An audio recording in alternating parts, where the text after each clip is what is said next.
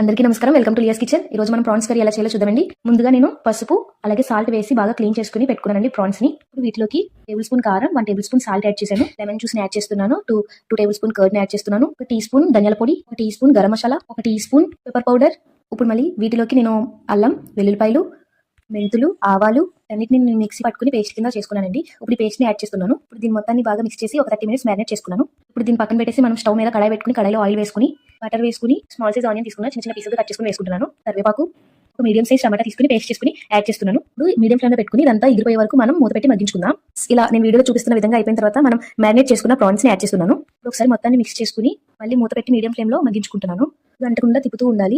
ఏమీ మనం యాడ్ చేయనవసరం లేదు, ఎందుకంటే మనం ముందే సాల్ట్ గానీ కారం గానీ అన్ని యాడ్ చేసుకున్నాం కాబట్టి ఇప్పుడు ఏమీ యాడ్ చేయట్లేదండి. ఒక 10 మినిట్స్ కి మనకి నేను వీడియోలో చూపిస్తున్న విధంగా అయితే కన్సిస్టెన్సీ వస్తుంది. ఇంకా అంతేనండి. కొత్తిమీరతో గార్నిష్ చేసుకుని మనం స్టవ్ ఆఫ్ చేసుకుని సర్వ్ చేసుకుని వేడి వేడి రైస్ లో గానీ, రోటీలో గానీ, బిర్యానీలో గానీ దేనిలోకైనా తినొచ్చు. చాలా చాలా చాలా బాగుంటుంది.